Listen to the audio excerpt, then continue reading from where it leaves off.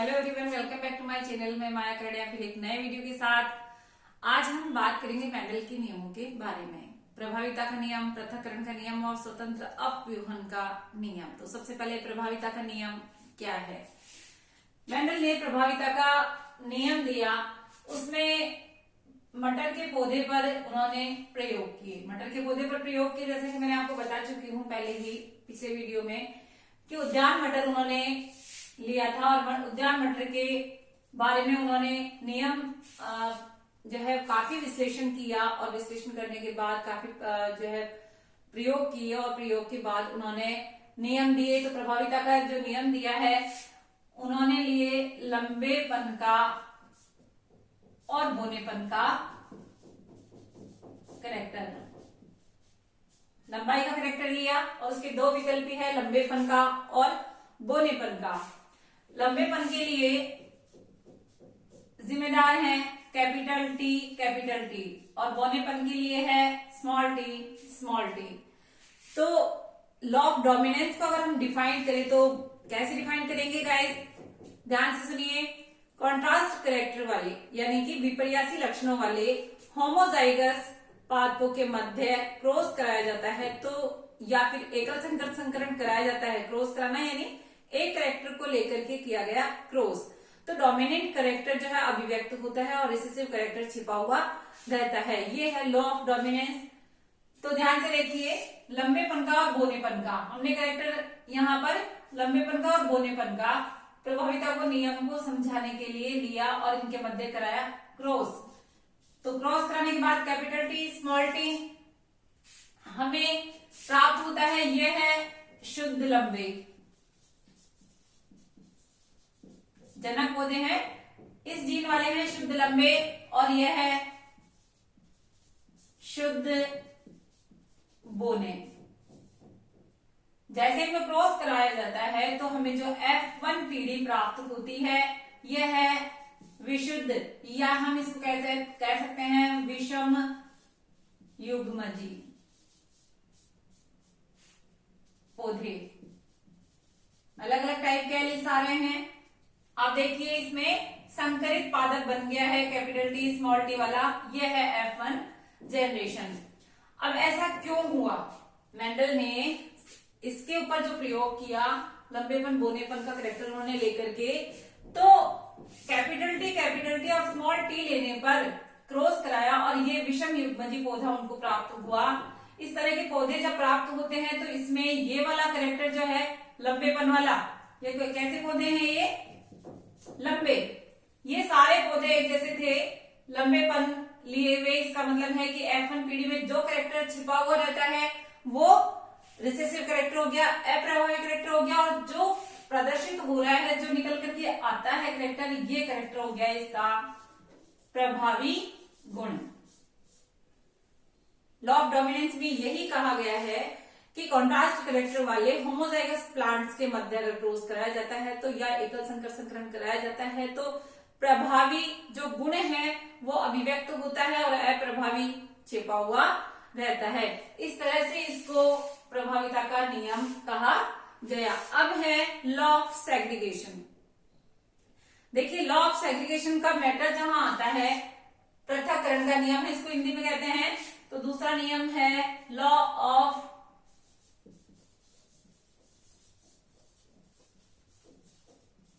Segregation.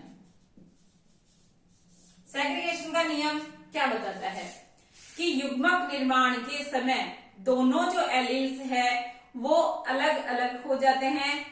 एक युग्मक में केवल एक ही विकल्पी जाता है, एक ही एलील जाता है। ये होता है लॉ ऑफ सेग्रीगेशन। एक युग्मक में एक ही एलील जाएगा, इसका मतलब है कि युग्मक किसी भी लक्षण के लिए शुद्ध होगा। युग्मक कैसा होगा, किसी भी लक्षण के लिए शुद्ध होगा।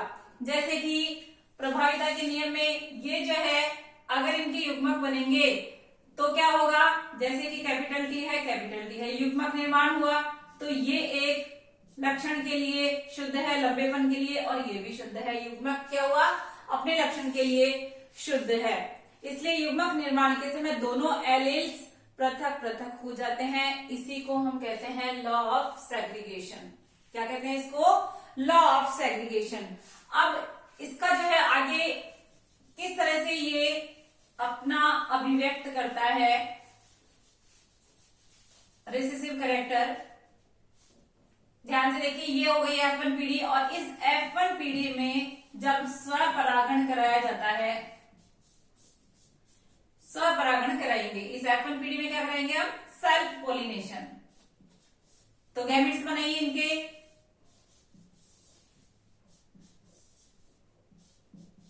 गैमेट्स बना लिए हमने, क्रॉस कराइए इनके।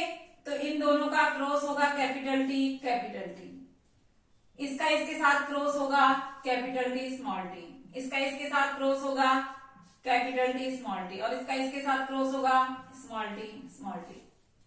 4 प्लांट्स आपको दिख रहे हैं यहाँ पे। इसका और इसका जीन बिल्कुल डिफरेंट है, सब ये शुद्ध लंबेपन के लिए, ये शुद्ध बोनेपन के लिए, और ये विषम युग्मजी अवस्था।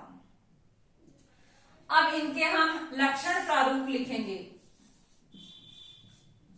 लक्षण प्रारूप, ये हमें जो जनरेशन प्राप्त हुई है इसको हम कहेंगे F2 जनरेशन। ये जो हमें रेशो प्राप्त होगा ये कौन सी जनरेशन है? F2 generation. लक्षण प्रारूप में ध्यान दीजिए, लक्षण प्रारूप में कैपिटल टी वाला जीन इसमें भी है, इसमें भी है, और इसमें भी है। 3 प्लांट्स एक जैसे होंगे लंबेपन का कैरेक्टर लिए हुए, और ये वाला बोनेपन का कैरेक्टर लिए हुए होगा। तो जैसे इनको ग्रो करेंगे 3 प्लांट्स लंबाई लिए हुए, एक बोनेपन का, लक्षण प्रारूप क्या हो गया? 3:1। अब है जीन प्रारूप। जीन प्रारूप का रेशो हम देखेंगे। ये वाला जीन अलग, ये वाला जीन अपने लिए शुद्ध अवस्था, ये भी अलग, और ये और दोनों एक जैसे, ये दोनों एक जैसे, अनुपात हो गया 1:2:1।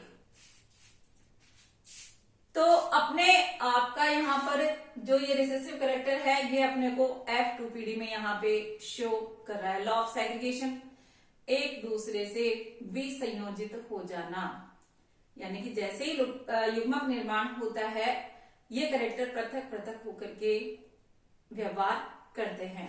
तो ये होता है पृथक्करण का नियम, लॉ ऑफ सेग्रीगेशन।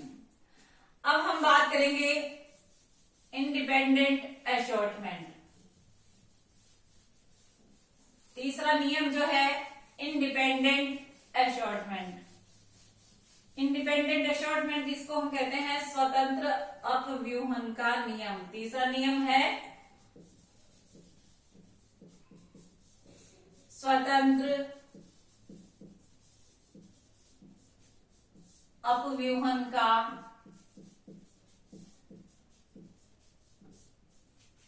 नियम, लॉ ऑफ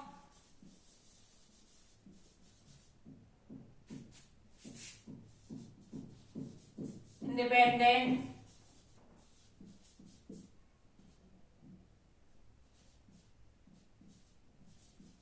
असॉर्टमेंट।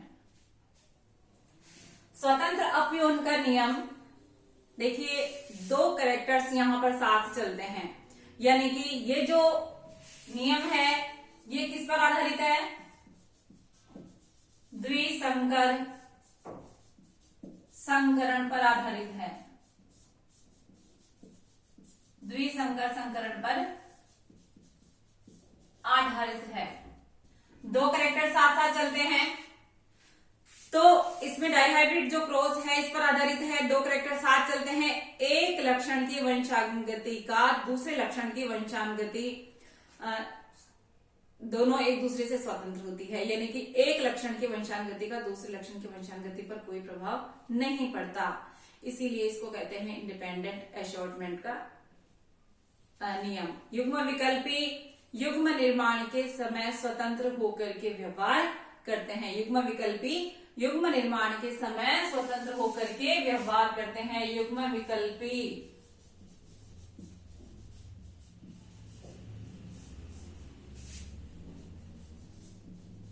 युग्मक निर्माण के समय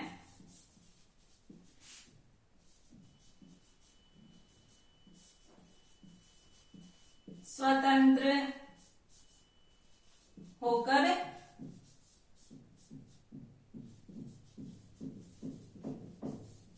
व्यवहार करते हैं।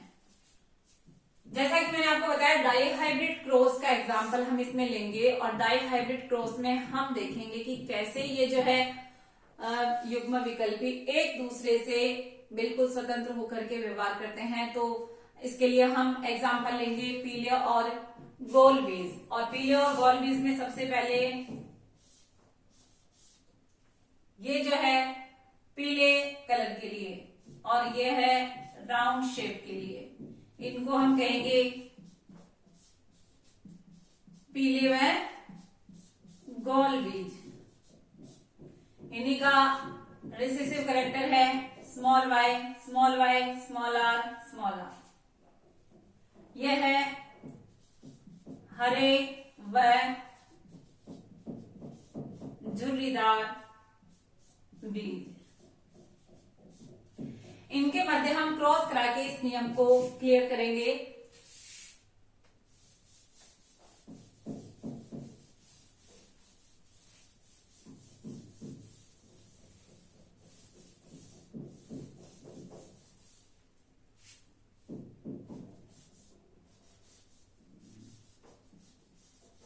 ये कौन से हो गए?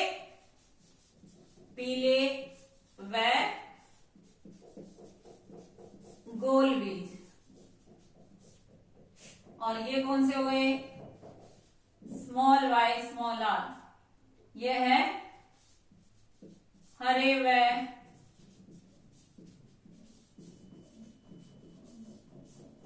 झुर्रीदार बीज। क्रॉस कराएंगे।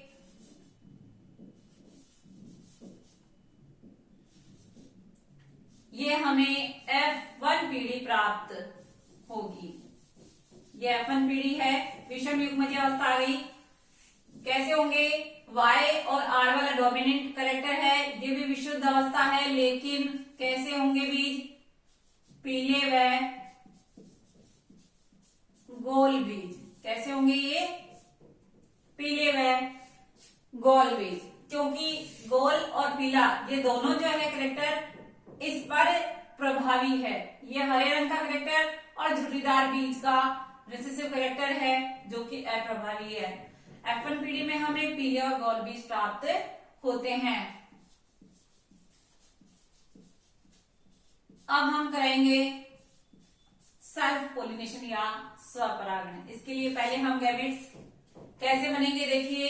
Capital Y, small y, capital R, small r। मैं आपको बता रही हूँ गैमेट्स कैसे बन रहे हैं, इसका इसके साथ। तो कैपिटल Y, कैपिटल R, फिर इसका इसके साथ कैपिटल Y, स्मॉल r, फिर इसका इसके साथ स्मॉल y, कैपिटल R, फिर इसका इसके साथ small y, small r। Gametes बनाएंगे और क्रॉस करवाएंगे इनके मध्य।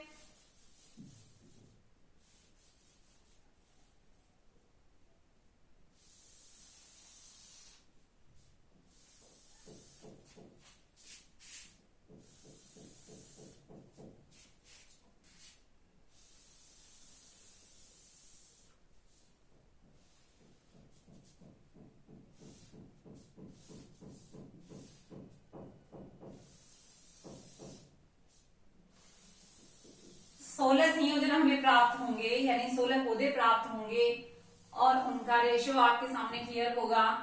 देखिए gametes capital Y, capital R, capital Y, small r, small y, capital R और small y, small r।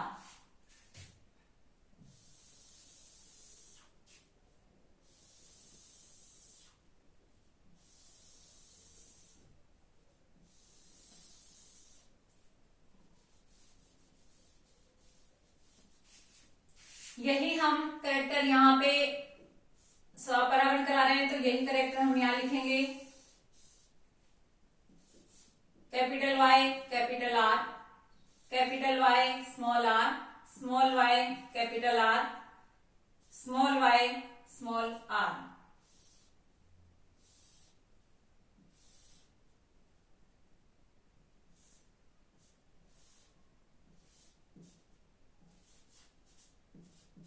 Male female plant. ध्यान दीजिए, क्रॉस करवाने पर हमें जो रेशो प्राप्त हो रहा है हम Y Y capital Y capital Y capital R capital R. Clear हुआ? कैसे है ये? पीले और गोल बीज। इसके बाद वापस हम रेशो लिखेंगे इसका इसके साथ capital Y capital R small R. इसका इसके साथ capital Y small Y capital R small R. Capital Y small Y, इसका इसके साथ कैपिटल आर स्मॉल आर।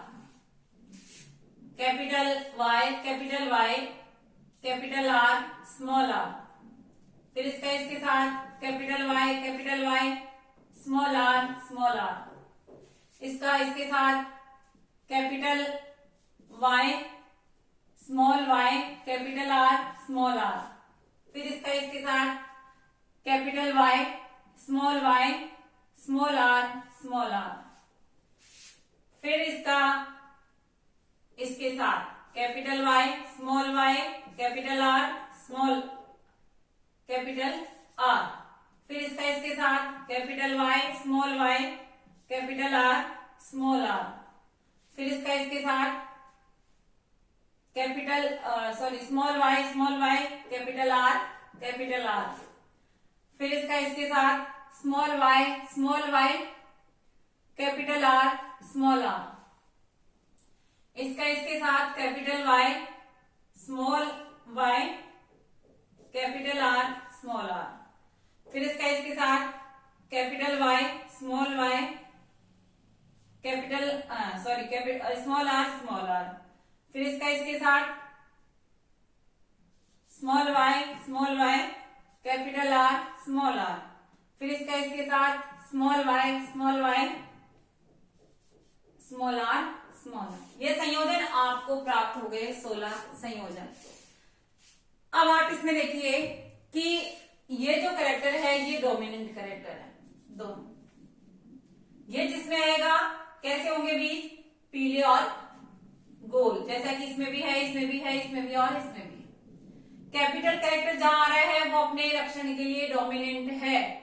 यहां पर देखिए ये कंडीशन क्या है? स्मॉल आर वाली, ये स्मॉल आर वाली झुर्रीदार के लिए कंडीशन है कि ये वाले बीज होंगे कैसे? पीले व झुर्रीदार। इसके बाद देखिए वापस पीले और गोल बीज, फिर ये पीले और झुर्रीदार। इसके बाद आप आगे वाली कंडीशन देखिए, ये कैसे हैं? पीले और झुर्रीदार। इसके बाद ये कंडीशन देखिए, ये हरे बीज है और गोल है। और ये कंडीशन कौन सी हो गई? हरे और झुर्रीदार। तो इनका रेशो हमें प्राप्त होगा, इनका 9:3:3:1। यह है लक्षण प्रारूप। और जीन प्रारूप हम लिखेंगे तो इनके जीन्स को आप देखते जाइए और लिखते जाइए।